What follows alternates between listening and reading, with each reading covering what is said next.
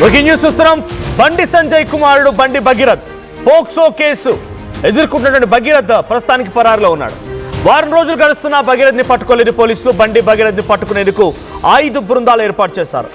ఢిల్లీ వెళ్లినటువంటి 2 పోలీసుల టీం హైదరాబాద్లో మరో 2 పోలీసుల టీం ఎత్తుతోంది. కరీంనగర్లో మరో టీంతో గాలింపు చర్యలు చేపడుతున్నారు. నిన్న విచారణకి బండి భగీరథ్ గైర్హాజరయ్యారు. పోలీసులు నోటీసు లైట్ తీసుకున్నాడు బండి భగీరథ్. 2 రోజులు టైం కావాలని పోలీసులకి ఒక మెయిల్ కూడా చేసినట్టు తెలుస్తోంది. మెయిల్ను సోషల్ మీడియాలో ప్రచారం చేయడం పైన బండి భగీరథ్ మీద పోలీసులు మరింత సీరియస్గా ఉన్నారు. బండి భగీరథ్ని ఎవరు దాచిపెడుతున్నారు? అసలు పోలీసులు బండి భగీరథ్ని ఎందుకు పట్టుకోలేకపోతున్నారు? మీరు ఆ స్క్రీన్ పై చూస్తున్నటువంటి లెటర్ చూడండి. ఆ లెటర్లో ఇది స్వయంగా బండి భగీరథ్ అటు పేట్ బషీర్బాద్ బండి సంజయ్ కొడుకు పేట్ బషీర్బాద్ పోలీస్ స్టేషన్కి ఇచ్చిన రిప్లై అది. సో రిప్లై ఏంటంటే, at the outset I acknowledge the receipt of the notice dated 12/5/2026 referred to above and express my unequivocal willings to cooperate with the investigation and to render every assistance that may be required of me in connection with the same. I, without prejudice to my rights and contentions, respectfully submit that I am desirous of appearing before the undersigned officer and assisting the investigation in the manner sought. In the view of extremely short notice afforded to me, ఏం నువ్వు మా పెళ్ళికి వస్తున్నావు, పెళ్లి పత్రిక ఇది, రేపు మా పెళ్లి రాబిడ్డా అని చెప్పడానికి కాదు కదా, నువ్వు ఒక కేసు ఎదుర్కొంటున్నావు. ఏం రాసుకొచ్చా చూడండి అక్కడ. However in the view of extremely short notice afforded to me. నేను కలెక్టర్గా పనిచేస్తున్నావా? కేంద్ర మంత్రి బండి సంజయ్ కదా, నీకున్న అంతగా అపాయింట్మెంట్స్ ఏమున్నాయి? అంత షార్ట్ పీరియడ్లో నాకు ఇచ్చారు కాబట్టి రాలేకపోతున్నాను అంటున్నాడు. కేసీఆర్ లాంటి వాళ్ళకే ముందు రోజు ఇచ్చిన ఎగ్జామ్ అమ్మని చెప్తే హాజరైంది ఆయన. కేటీఆర్ లాంటి వాళ్ళకే ముందు రోజు ఇచ్చిన ఎగ్జామ్ అంటే హాజరయ్యారు. గతంలో అనేక కేసుల్లో ముందు రోజు నోటీస్ ఇచ్చి మరుసటి రోజు హాజరు కామంటే రేవంత్ రెడ్డి లాంటి వాళ్ళు హాజరైపోయారు. ఇక్కడ కేంద్ర మంత్రి బండి సంజయ్ కదా, ఆయన కుమారుడు కాదు కదా. ఇక్కడ చాలా క్లియర్గా ఏంటి, however in the view of the extremely short notice afforded to me and on account of certain personal inconvenience occasion to me. ఏదో పెద్ద పని ఉందంట ఆయనకి, ఆ పని ఉంది కాబట్టి ఆ పని వల్ల నేను రాలేకపోతున్నాను. I'm unable to appear on the date. ఇదే ఇక్కడ పోలీసులు నిజంగా నేను మొదటి నుంచి చెప్తుంది ఒకటే, కానూన్ సబ్కే ఏక్ సమాన్ హై అని చెప్పి, చట్టం అందరికీ ఒకే రకంగా ఉండాలి, ఉంటుంది అని చెప్పి నేను భావించేవాడిని, చట్టాన్ని గౌరవించేవాడిని. కానీ ఎప్పుడైతే ఇక్కడ ఆయన ఎదుర్కొన్న కేసులో ఆవిడ మైనరా కాదా, పోక్సోనా, ఇంకా ఏదైనా అవన్నీ తర్వాత, బట్ ఒక మైనర్ అమ్మాయి అనేటువంటి పేరిటనే పోక్సో కేసు నమోదైంది కాబట్టి, పోలీసులు కేసు పెట్టారు కాబట్టి ఈ ఇన్వెస్టిగేషన్ ఏంది, సిట్ ఏంది? గతంలో సిట్లు ఉండేనా ఇవన్నీ? నిజంగా సిట్ లాంటి ఒకటి ఏర్పాటు చేసి సిట్ లాంటి ఇట్లా పనిచేసినాయా? కేవలం నీరు కాల్చడం కోసం మాత్రమే ఈ కేసుని ఇంతలా లాగ్ చేస్తుందనేది ప్రతిపక్షాల వాదన. పబ్లిక్ కూడా అదే అనుకుంటున్నారు.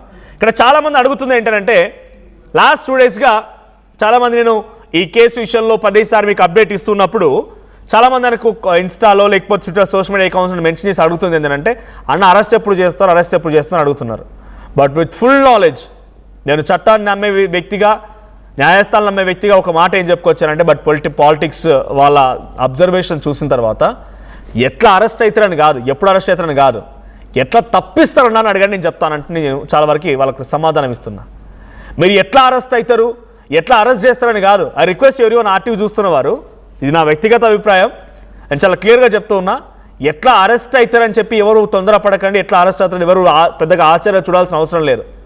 ఎట్లా తప్పిస్తారన్నా అనేది కావాలి. ఇప్పుడు ఆల్రెడీ అమ్మాయి మైనర్ కాదు, ఎస్, ఫస్ట్ పాయింట్ అయిపోయింది, సిట్ 2వ పాయింట్ అయిపోయింది, 3rd నోటీస్ ఇస్తున్నారు, అయిపోయిందిగా. ఏంది ఎట్లా తప్పిస్తారని చూడాలి తప్ప మనం ఎట్లా తప్పిస్తారు ఆయన్ని, ఎట్లా ఆయన మీద ఏం కేసులు లేకుండా బయటపడేస్తారు, ఎట్లా ఆయన బయటకు వస్తాడు, ఈరోజు కోర్టులో ఏమవుతుంది, క్వాష్ కేసు ఏమవుతుంది, యాంటిసిపేటరీ బెయిల్ ఎట్లా దొరకదు పోక్సో కేసు కాబట్టి.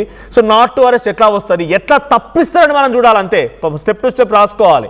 ఓ కేంద్ర మంత్రి కుమారుడు, అది కూడా హోంశాఖ సహాయ మంత్రిగా పనిచేస్తున్న బండి సంజయ్ కుమారుడిని ఆయన పైన నమోదైన పోక్సో కేసులో ఎలా అరెస్ట్ చేస్తారని కాదు, ఎలా తప్పిస్తారనేది మనందరం అబ్జర్వ్ చేయాలి అంతే. నాకు తెలిసి ఆయన అరెస్ట్ అయ్యే అవకాశాలు 99% లేవు. 99% అరెస్ట్ అయ్యే అవకాశాలు ఏమీ లేవు. అది చట్టం ప్రకారంగా పోతే 100% అరెస్ట్ చేయాల్సిందే.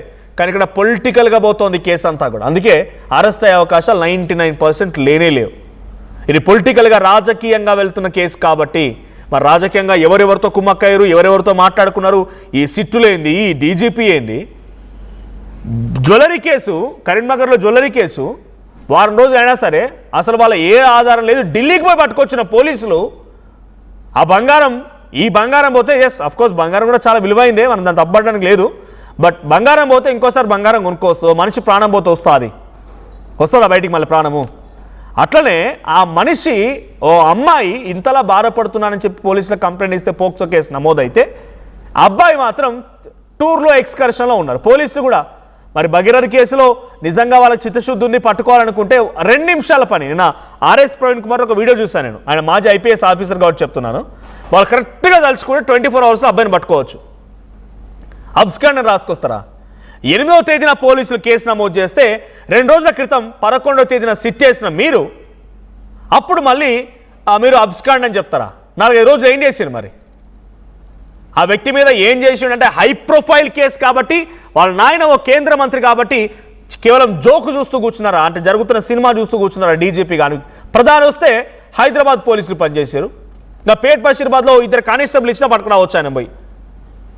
లేదు అక్కడ కరీంనగర్లో పోలీసులకు అప్పచెప్పినా, కరీంనగర్ సిపికి చెప్పినా కూడా ఆదేశాలు జారీ చేసినా పట్టుకొని వచ్చి అప్పచెప్తారు సేఫ్గా. ఇక్కడ పేట్ బషీర్బాద్లో ఇవంతా తాత్సారం చేయడానికి.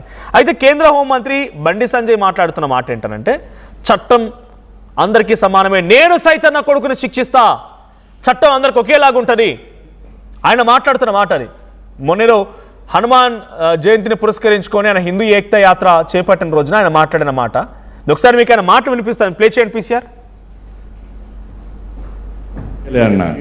కోసం పనిచేసిన మీరందరూ బాగుండాలని కోరుకున్నా, ఇలా మీకోసం ఆలోచించి, మీరే మీ మనిషికి ఆలోచించి, మీ కుటుంబ వ్యక్తికి ఆలోచించి నా కొడుకుకు టైం ఇవ్వలేదన్నా, నా కొడుకుతో మాట్లాడలేదన్నా. ఇవాళ అదే నా కొడుకును ఒక క్రిమినల్ లెక్క సమాజంలో చూపెట్టే ప్రయత్నం చేస్తే ఒక తండ్రిగా ఎట్లా భరిస్తారో ఒక్కసారి ఆలోచించురన్నా. నా కొడుకు నేనేం తప్పు చేయలేనా? మేము ఫ్రెండ్స్ ఉన్నానా? మేము తప్పు చేయలే, కలిసి ఉన్నాం, ఇలా విడిపోయినాం. నేను ఏ తప్పు చేయలే, నిజాయితీగా బయటికి వస్తా అని చెప్పి తన నా కొడుకు ఎప్పటికీ నేను సమర్థిస్తలేనన్నా. తప్పు ఎవరు చేసినా కూడా నా కొడుకైనా సరే ఎవడైనా సరే చట్టం ముందు సమానులే. నా కొడుకు తప్పు చేస్తే తప్పకుండా నా కొడుకు శిక్ష 100% పడాల్సిందే. ఇలా నా కొడుకు ఒక రకమైన చట్టం, ఇంకో వ్యక్తికి ఇంకో రకమైన చట్టం ఉండాలని కోరుకునే వ్యక్తి బండి సంజయ్ గారు. సమాజంలో చట్టం ఎవరికి చుట్టం కాదు, సమాజంలో చట్టం అందరికీ సమానమైన విషయాన్ని ఇవాళ నేను స్పష్టం చేస్తున్నానా. ఇవాళ నేను ఎట్లా వెళ్ళినో, నేను ఏ దారిలో వెళ్ళినో అదే దారిలో నా భార్య వస్తుందని ఇప్పుడు మీకు అందరూ తెలుసు అన్న. నేను మళ్ళీ ఈ నీళ్ళతో మళ్ళీ కంటెంట్ అంటారు, అదో బాధ మళ్ళీ ఏమి నాకు కంటెంట్ కాదన్నది. ఇవాళ నేను ఎట్లా పోతున్నాను మీకు మామూలుగా తెలుసు. నేను ఏ దారిలో పోతున్నానో నా భార్య కూడా నా దారిలో వచ్చిందన్న. మీకు మా భార్య ఉద్యోగం చేస్తుంది బ్యాంకులో ఉద్యోగం చేస్తే నేను అడిగిన ఎందుకు లీవ్ పెట్టినామమ్మా అని అడిగిన. నేను బ్యాంకు పోతే నా బ్యాంకు కస్టమర్ కడుకోమని కలకత్తాలో బ్యాంక్ వస్తారు అన్నది. ఏదో సమస్య కోసం వస్తారు. అన్న అక్క వదిన ఇవాళ సంజయ్కి చెప్పన్నా, ఏదో పని మీద చేస్తే బ్యాంకులు బాగా డిస్టర్బ్ అవుతుందని చెప్పి లాస్ట్కు లీవ్ పెట్టి ఇంట్లో కూర్చుంది అన్న. చట్టం అందరికీ సమానమే. హ్యాట్స్ ఆఫ్ బండి సంజయ్ గారు, వి సాల్యూట్ యు. ఒక కేంద్ర హోంశాఖ సహాయ మంత్రిగా మీరు చెప్తున్న మాట 100కి 100 నిజం. అందరికీ చట్టం సమానంగానే ఉండాలి.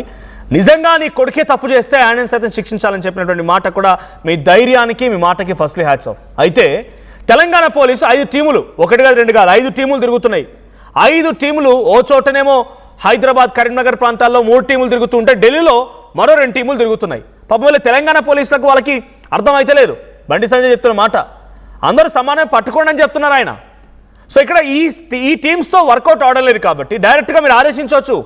యూఆర్ ఏ సెంట్రల్ మినిస్టర్ కదా, మీరు కేంద్ర హోంశాఖ సహాయ మంత్రిగా ఉన్నప్పుడు డీజీపీని ఆదేశించండి. సివి ఆనంద్ ఎందుకు లేట్ చేస్తున్నావు అని చెప్పి అడగండి. నా కొడుకైనా మంచిది, శిక్ష వేయండి, తప్పు చేస్తే వాడు తప్పు చేసి శిక్ష వేయండి అని చెప్పి అడగండి. లేదు ఇక్కడ వాళ్ళతో పని కాదనుకుంటే కేంద్ర బలగాలను నింపండి, ఎక్కడ పోయినా పట్టుకోండి. ఎంతసేపు పట్టుకోగలుగుతారు? మీ మీద ఇంత పెద్ద ఆరోపణ వస్తోంది, మీరు నిజాయితీ నిరూపించుకోవాల్సిన అవసరం ఇది. మీ రాజకీయ భవిష్యత్తుకు కూడా ఇదొక మచ్చ లాంటిది. మీరు నిరూపించుకోండి, ఎస్ ఇది తప్పు, వి స్టాండ్ విత్ యూ, డెఫినెట్గా మీతో పాటు ఉంటాం. ఇది తప్పు అయితే డెఫినెట్గా మీ కొడుకుని శిక్షించండి, లేదు కరెక్ట్ అనుకుంటే డెఫినెట్గా మీకు సాల్యూట్ చెప్తాం. ఎస్, పాపం ఒక తెలుగు ఒక కుటుంబం మొత్తం కూడా పాపం అమాయకుడైనటువంటి బండి భగీరథ్ని హనీ ట్రాప్ చేశారని చెప్పి భావిస్తాం. ఇది సమాజం ముందు మీరు నిరూపించుకోవాలి, సమాజం ముందు మీకు ఓటేసినటువంటి ఓటర్ల ముందు మీరు నిరూపించుకోవాలి, కరీంనగర్ ప్రజల ముందు మీరు నిరూపించుకోవాలి. అయితే మరి ఎక్కడ అటువంటి ఆరోపణ కేవలం బండి భగీరథ్ మీద ఎందుకు వస్తుంది? చాలామంది రాజకీయ నాయకులు ఉన్నారు కదా, రాజకీయ నాయకుల పిల్లలు ఉన్నారు కదా. ఉదాహరణకి just an example take Etela Rajender ప్రస్తుతానికి మల్కాజ్గిరి ఎంపీగా ఉన్నారు. ఆయన గతంలో బీఆర్ఎస్లో పనిచేసిండు, ఉద్యమంలో ఉన్నాడు, చాలా క్రియాశీలకంగా కొట్లాడి ఒకనొక సందర్భంలో నెంబర్ 2 బీఆర్ఎస్ పార్టీల రకంగా చర్చ జరిగింది. ఎప్పుడు ఎందుకు ఆయన కొడుకు మీద ఇటువంటి ఆరోపణ రాలేదు, ఆయన పిల్లల మీద ఆరోపణ రాలేదు? పోనీ ఇంకెవరైనా సరే, ఓ మంత్రులు తీసుకోండి, ఎవరైనా సరే వాళ్ళ పిల్లల మీద ఆరోపణ రాని కేవలం బండి సంజయ్ కుమారుడి మీదే ఎందుకు ఆరోపణ వస్తోంది? నిజంగా రాజకీయంగా ఆయన ఢీకొట్టాలనే ప్రయత్నం ఏదైనా రాజకీయ పార్టీ చేసి ఉంటే ఇంకేదైనా వేసి ఉండొచ్చు, ఇంకేదైనా ఇబ్బంది పెట్టి ఉండొచ్చు, ఇంకేదైనా మాట్లాడి ఉండొచ్చు. కానీ ఒక అమ్మాయిని తీసుకొచ్చి ఓ పలానా అబ్బాయి నన్ను ఈ రకంగా అఘాయిత్యం చేసిన అమ్మాయితో చెప్పించాల్సిన అవసరం ఏ రాజకీయ పార్టీకైనా ఉన్నదా?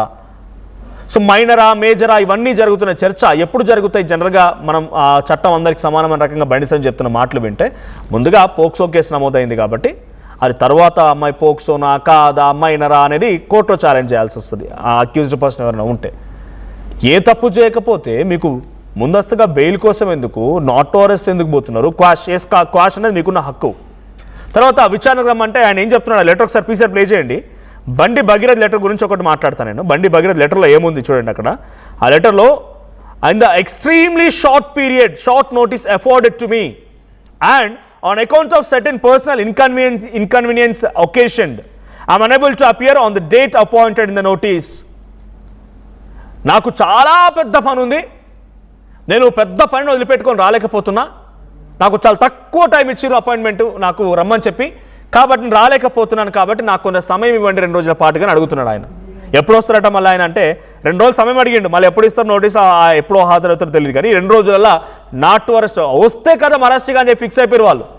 పుసుక్కున కనుక పోలీసులకి దొరికితే అరెస్ట్ కథం అది ఫిక్స్ అయిపోయి 2 రోజుల సమయం కావాలని 2 రోజుల సమయంలో నాట్ టు అరెస్ట్ రకరకాలుగా రాసుకున్న తర్వాత అప్పుడు బయటకు వస్తే గుహలో నుంచి బండి సంజయ్ కుమారుడు బండి భగీరథ్ బయటకు వస్తాడు. సో 2 టీములు ఢిల్లీలో, 2 టీములు హైదరాబాద్లో, ఓ టీం కరీంనగర్లో. ఎంత ఎత్తుకినా దొరకడు, ఎందుకంటే ఆయన పారిపోలేరు, దాచిపెట్టబడ్డాడు అనేది పబ్లిక్లో వినిపిస్తున్నమాట. పబ్లికే నిజమే అది, ఆయన ఎక్కడికి వారిపోలేదు, దాచిపెట్టిరు అంతే. ఎవరు దాచిపెట్టిరు ఏంటనేది మీరు చెప్పండి. మనకు వస్తున్నటువంటి పోల్ పెట్టాం మనం. బండి భగీరథ్ని ఎవరు దాచిపెట్టారు? బండి సంజయ్, రేవంత్ లేదా బీజేపీ పెద్దలు అంటే 50% మంది బండి సంజయ్ అంటున్నారు. కొన్ని కామెంట్స్ కూడా వచ్చాయి. సో ఇక్కడ ఒక కామెంట్ ఏంటంటే సో బహుశా మీ అందరికీ కూడా చాలామంది కామెంట్ చేస్తున్న వాళ్ళకి, మీ ఇంట్లో ఆడపిల్లలు ఎవరికైనా ఆడపిల్లని గమనించండి కామెంట్ చేసేవాళ్ళు.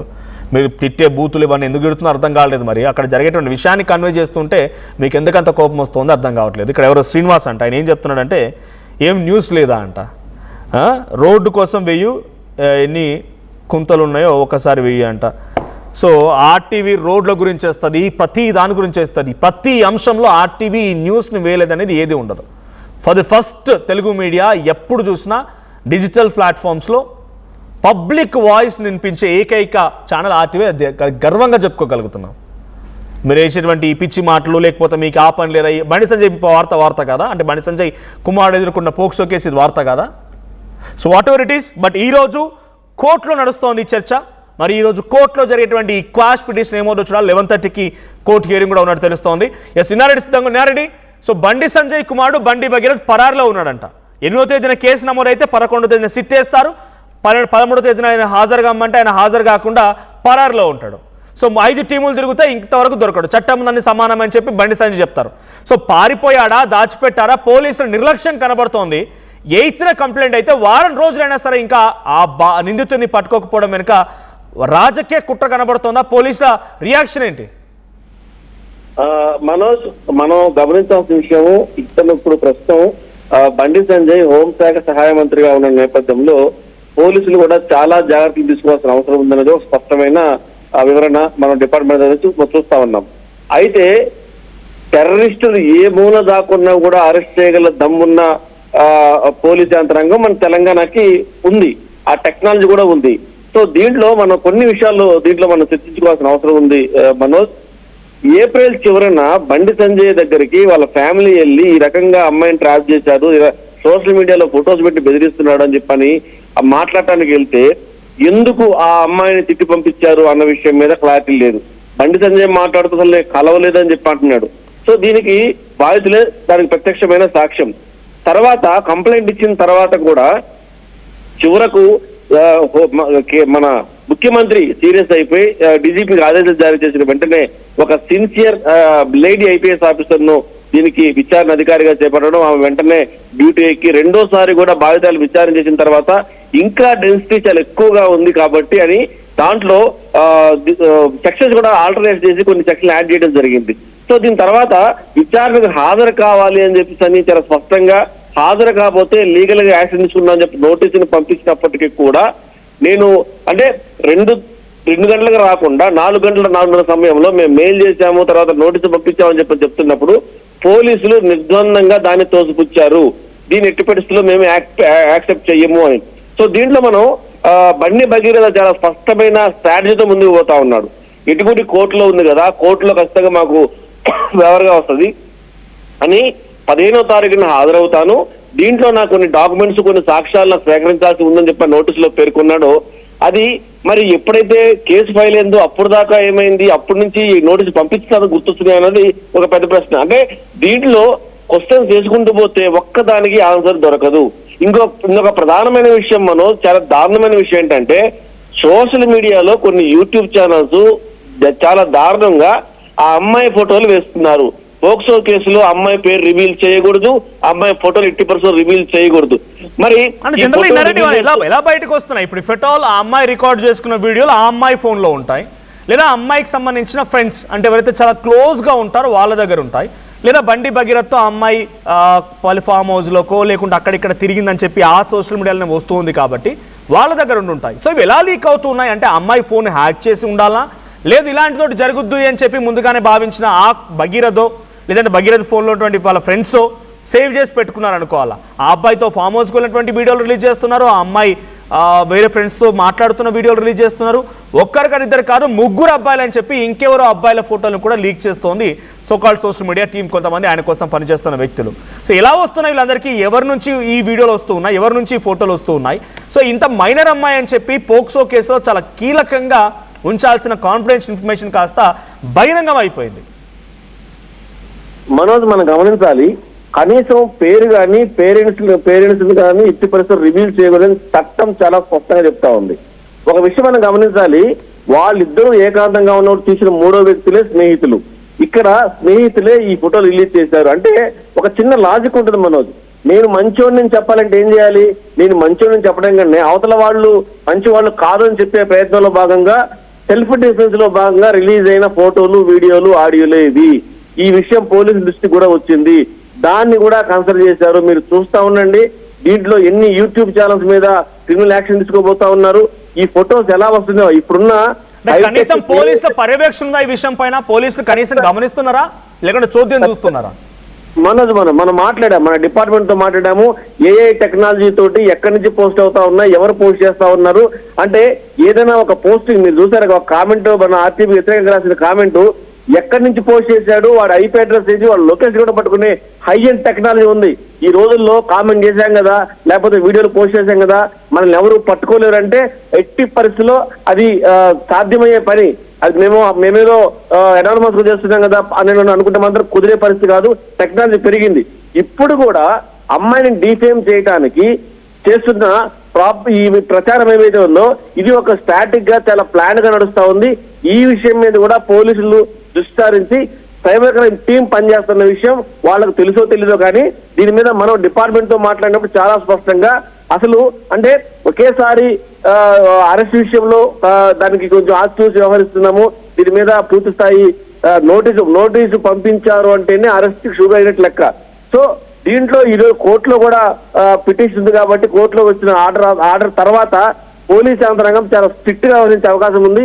ఇదే కాకుండా అమ్మాయి పేరు రివీల్ చేశారు, పేరెంట్స్ ఫోటోలు రివీల్ చేశారు, అలాగనే వాళ్ళు క్లోజ్ గా ఉండే ఈ ఫొటోస్ అన్ని ఎవరు రివీల్ చేస్తా ఉన్నారన్న విషయం మీద కూడా ఇప్పటికే సమాచారం ఉంది. దాన్ని ట్రాక్ చేసి ఎవరెవరు చేస్తున్నారో కూడా దానికి సంబంధించిన ఇన్ఫర్మేషన్ సేకరించారు. మరో 2 రోజుల్లో చాలా సంచలనమైన విషయాలు బయటకు వస్తాయి. దీంట్లో బండి సంజయ్ చెప్తున్నట్టు ఆయనకి అన్ని తెలుసు. దీంట్లో ఏప్రిల్ చివరన ఒక జర్నలిస్ట్ ని తీసుకొని బాధితులు వెళ్ళి బండి సంజయ్ని కలిశారు. సో అక్కడ జరిగిన మాటలు మనం బయటికి చెప్పకపోయినా అందరికీ తెలిసిన వాస్తవాలే. ఈ రోజు 11:30 గంటలకు వచ్చే జడ్జిమెంట్ కు సంబంధించిన విషయంలో కూడా పోలీసులు చాలా సీరియస్ గా ఉన్నట్టు చూస్తా ఉంది. ఎట్టి పరిస్థితుల్లో ఈ రోజు కోర్టు ఆర్డర్ తర్వాత అరెస్ట్ చేద్దామని చెప్పన్న అసలు యాక్చువల్ గా అయితే నిన్ననే ఈ నోటీసు హాజరు కానప్పుడు ఇమీడియట్ గా అరెస్ట్ చేసే పరిస్థితి ఉంది. కాకపోతే కోర్టు పరిధిలో ఉన్న అంశం కదా, ఎందుకు యాక్షన్ తీసుకున్నారు? Final conclusion. సో అంటే పోక్సో కేసులో ఆరోపణలు ఎదుర్కొంటోంది కేంద్ర మంత్రి కుమారుడు కాబట్టే ఈ సిట్లు, ఈ విచారణలు, నోటీసులు. సహజంగా ఒక సామాన్య వ్యక్తి ఎవరైనా కనుక పోక్సో కేసు నమోదయ్యి ఉంటే ఈ పాటికి అరెస్ట్ అయిపోయేవాడు. ఈ సిట్టు లేకపోతే నోటీసులు ఏమి ఉండవు. ఆయన ఒక నిందితుడికి నోటీసులు పంపించి విచారణకు హాజరు కావడం అనేది కేవలం పోక్సో కేసులో ఈ మొదటిసారి అన్నట్టుగా చాలా మంది చెప్తున్నారు. Is that right? యా, కరెక్టే మనోజ్. ఈ రకంగా నోటీస్ ఇచ్చి పిలవడం అనేది కూడా మొదటిసారే. తర్వాత మనం పోలీస్ డిపార్ట్మెంట్ మాట్లాడినప్పుడు చిట్టి విచారణకు ఎప్పుడైతే నోటిఫికేషన్ ఇచ్చినప్పుడే అరెస్ట్ కి రంగం సిద్ధమైంది. ఆయన ఎక్కడో లేడు, పోలీసు కనుసల్లోనే పోలీస్ ట్రాక్ లోనే ఉన్నాడు. ఎందుకు ఆగారంటే ఈ రోజు కోర్టులో మీరు కూడా లీగల్ గా అడ్వకేట్ లో మాట్లాడినప్పుడు కోర్టు పరిధిలో ఉన్న అంశం కదా, ఒక రోజు ఆగి మీరు ఎందుకు ఓపిక పట్టలేదు, కావాలని చేస్తారని చెప్పి రకరకాల అలిగేషన్ చేస్తారు. కాబట్టి ఈ రోజు కోర్టు నిర్ణయం తర్వాత పోలీస్ యాక్షన్ చాలా సీరియస్ గా ఉంటుంది. ఒకళ్ళ మీద కాదు, వాళ్ళ ఫ్రెండ్స్ ఎవరైతే ఈ ట్రోల్ చేస్తా ఉన్నారో, ట్రోల్ చేసిన వీడియోలు, ట్రోల్ చేసిన ఫేస్బుక్ ఐడీలు, అలాగే యూట్యూబ్ ఛానల్స్ ఎక్కడి నుంచి అయితే బయటకు వచ్చాయో వాళ్ళ మీద కూడా యాక్షన్ తీసుకుంటారు. దీంట్లో ఒక స్ట్రాటజిక్ గా అమ్మాయిని చాలా దారుణంగా బ్లేమ్ చేస్తా ఉన్నారు. రేపొద్దున ఆ అమ్మాయికి ఏదన్నా అయితే బాధ్యతలు ఎవరు? పోక్సో చట్టం స్పష్టంగా చెప్తా ఉంది, ఆమె పేరు కానీ, ఫోటో కానీ, తల్లిదండ్రుల ఫోటోలు కానీ రివీల్ చేయకూడదు. అలాంటి వాళ్ళ మీద చాలా సీరియస్ సెక్షన్ల మీద కేసు పెట్టాలని చెప్పి స్పష్టంగా చెప్తా ఉంది. ఖచ్చితంగా మనం దీన్ని తెలిసే జరిగింది, బండి సంజయ్కు తెలుసు. ఇప్పుడు ఇంత జరుగుతున్న పోలీస్ యంత్రాంగం కూడా ఎందుకు అరెస్ట్ చేయడం దాని మీద నిజంగా చాలా ఆరోపణలు వస్తా ఉన్నాయి. దీని మీద ఈ రోజు 11:30 గంటల తర్వాత జరగబోయే పరిణామాలు చాలా తీవ్రంగా ఉంటాయని చెప్పారు కూడా డిపార్ట్మెంట్ నుంచి మనకు వస్తున్న సంకేతాలు. Manoj, right, thank you Nareddy. So మొత్తంగా ప్రస్తుతానికి 5 టీములు రంగంలో దిగుతున్నారు. ఢిల్లీలో కూడా పోలీసులు గాలిస్తున్నారు. అంటే భగీరథ్ ఢిల్లీలో ఉన్నారనే అనుమానం పోలీసులకు కలిగిందా? అంటే ఢిల్లీలో భగీరథ్ని ఎవరు కాపాడుతున్నారు? భగీరథ్ ఎవరి దగ్గర ఉన్నారు ఢిల్లీలో? సో ఢిల్లీ స్థాయిలో పోలీసులు చక్రం తిప్పుతున్నారంటేనే ఢిల్లీలో ఏం జరుగుతుందో అర్థమవుతుంది. ఢిల్లీ చుట్టూ ఎటువంటి పోలీసు ప్రహార కొనసాగుతూ అర్థమవుతోంది. సో మరి ఢిల్లీలో భగీరథ్ ఎక్కడున్నాడో చూడాలి. సో వన్ ఫైనల్ థింగ్ ఏంటంటే, ఒకవేళ భగీరథ్ ప్లేస్ ఎవరైనా బషీర్ ఉండుంటే రేవంత్ రెడ్డి పైన ఇప్పటికే ఇదే బండి సంజయ్ కానీ లేకపోతే ఇంకెవరైనా సరే ఆ పార్టీకి సంబంధించి కీలకమైన నేతలు రేవంత్ ఉద్దీన్ అయిపోయేవాడు. చాలా సందర్భాలు నా ఇంటర్వ్యూలో బీజేపీ నాయకులు మాట్లాడుకొచ్చారు రేవంత్ ఉద్దీన్ అని చెప్పి. రేవంత్ ఉద్దీన్ అయిపోయేవాడు. ఆయన ఇది కాదు, ఒకవేళ అసదుద్దీన్ ఓవైసీయో లేకుంటే ఆయన కుటుంబానికి సంబంధించిన ఓ ఎమ్మెల్యేనో లేకపోతే ఇంకెవరినో ఒక చాలా తాతల తండ్రుల ఇంకేదో చాలా దూరంగా ఉన్నటువంటి వ్యక్తులు ఒకరైనా ఈ కేసులో నిందితుడిగా ఉంటే పరిస్థితి ఇంకోలా ఉండేది, ఇంకో రకంగా మాట్లాడుకొచ్చేవారు. ఇప్పుడు బండి సంజయ్ మాట్లాడుతున్న మాట ఏంటి? చట్టం అందరికీ సమానమే అనేది. మరి ఓ కేంద్ర హోంశాఖ సహాయ మంత్రిగా అది నిజమవుతుందా అనేది చూడాలంటే ఇప్పటివరకు అయితే ఎక్కడా నిజమైనట్లేదు. పోక్సో కేసులో నోటీసులు ఇచ్చి విచారణకు హాజరవ్వమని చెప్పి రిక్వెస్ట్ చేయడాలు, సిట్ ఏర్పాటు చేయడాలు, రాచ మర్యాదలు చేయడాలు అయితే గతంలో ఏ పోక్సో కేసులో చూసిన దాఖలు అయితే లేవు. ఫర్ ద ఫస్ట్ టైం నిజంగానే భగీరథ్ ఒక చరిత్ర సృష్టిస్తున్నాడని చెప్పాలనే కేసు విషయంలో ఇంతలా పోలీస్ వ్యవస్థను మొత్తానికి తన చుట్టూ తిప్పుకుంటూ చూద్దాం మరి ఏం జరిగిందో. సో మీ అభిప్రాయం ఏంటి? బండి సంజయ్ కుమారుడు బండి భగీరథ్ని కాపాడుతుంది ఎవరో మీ అభిప్రాయాన్ని మెన్షన్ చేయండి. అట్ ది సేమ్ టైం ఇక్కడ సో ఒక్కసారి ఒక కామెంట్ వచ్చింది, ఒక కామెంట్ చదువుతాను నేను ఇక్కడ. సో ఇక్కడ బండి గారు, మహేష్ అంట కామెంట్ చేశారు. బండి గారు, ఇది వేరే వాళ్ళు అయితే మీరు కామ్గా ఉండేవాళ్ళ? దేవుడున్నాడు, నేను కలియుగ దైవం వెంకటేశ్వర స్వామిని నమ్ముతాను, ఆయన కర్మకు ప్రతికర్మ ఇస్తారు, అంటే మంచి చేస్తే మంచి, చెడుకి చెడు అని చెప్పి మహేష్ కామెంట్ చేశారు. సో ఇక్కడ ఇంకొక ప్రధాని వస్తే దోషుల్ని విడిచిపెడతారా, అది పెద్దవాళ్ళు అయితే ఇలా చేస్తారని ఇంకో comment. So Mahesh interesting comment. So నిజంగానే ఎప్పుడు చూసినా దైవభక్తిలో ధర్మం, దైవం అని చెప్పి మాట్లాడేటువంటి బండి సంజయ్ ఇటువంటి కర్మ ఫలితాన్ని తప్పకుండా నమ్ముతారు. ఆయన దైవభక్తి చాలా గొప్ప వ్యక్తి అని చెప్పాలి. జై శ్రీరామ్. మరి ఇప్పుడు భగీరథుడిని ఎవరు శిక్షిస్తారు? న్యాయస్థానమా లేకుంటే నేను చెప్తుండే కర్మ ఫలితమా? మహేష్ చెప్తున్న కామెంట్ ప్రకారం కర్మ ఫలితమా? ఎలా ఉంటుందో చూడాలి. సో మీ అభిప్రాయం ఏంటి? బండి సంజయ్ ఒకసారి చివరిగా ఏం మాట్లాడారో చూద్దాం. కోసం పనిచేసిన మీరందరూ బాగుండాలని కోరుకున్నా, ఇలా మీకోసం ఆలోచించి, మీరే మీ మనిషి ఆలోచించి, మీ కుటుంబ వ్యక్తికి ఆలోచించి, నా కొడుకుకు టైం ఇవ్వలేదన్నా, నా కొడుకుతో మాట్లాడలేదన్నా. ఇవాళ అదే నా కొడుకును ఒక క్రిమినల్ లెక్క సమాజంలో చూపెట్టే ప్రయత్నం చేస్తే ఒక తండ్రిగా ఎట్లా భరిస్తారో ఒక్కసారి ఆలోచించురన్నా. నా కొడుకు నేనేం తప్పు చేయలేనా? మేము ఫ్రెండ్స్ ఉన్నానా? మేము తప్పు చేయలే, కలిసి ఉన్నాం, ఇలా విడిపోయినాం. నేను ఏ తప్పు చేయలే, నిజాయితీగా బయటికి వస్తా అని చెప్పి ఇలా నా కొడుకు ఎప్పటికీ నేను సమర్థిస్తలేనన్నా. తప్పు ఎవరు చేసినా కూడా నా కొడుకైనా సరే ఎవడైనా సరే చట్టం ముందు సమానులే. నా కొడుకు తప్పు చేస్తే తప్పకుండా నా కొడుకు శిక్ష 100% పడాల్సిందే. ఇలా నా కొడుకు ఒక రకమైన చట్టం, ఇంకో వ్యక్తికి ఇంకో రకమైన చట్టం ఉండాలని కోరుకునే వ్యక్తి బండి సంజయ్ గారు. సమాజంలో చట్టం ఎవరికి చుట్టం కాదు, సమాజంలో చట్టం అందరికీ సమానమైన విషయాన్ని ఇవాళ నేను స్పష్టం చేస్తున్నానా. ఇవాళ నేను ఎట్లా వెళ్ళినో, నేను ఏ దారిలో వెళ్ళినో అదే దారిలో నా భార్య వస్తున్నాను. ఇప్పుడు మీకు అందరూ తెలుసు అన్న, నేను మళ్ళీ ఈ నీళ్ళతో మళ్ళీ కంటెంట్ అంటారు, అదో బాధ మళ్ళీ ఏమి నాకు కంటెంట్ కాదన్నది. ఇవాళ నేను ఎట్లా పోతున్నాను మీకు మామూలుగా తెలుసు. నేను ఏ దారిలో పోతున్నానో నా భార్య కూడా నా దారిలో వచ్చిందన్న. మీకు మా భార్య ఉద్యోగం చేస్తుంది బ్యాంకులో ఉద్యోగం చేస్తే నేను అడిగిన ఎందుకు లీవ్ పెట్టినామమ్మా అని అడిగిన. నేను బ్యాంకు పోతే నా బ్యాంకు కస్టమర్ కడుకోమని కలకత్తాలో బ్యాంక్ వస్తున్నది. ఏదో సమస్య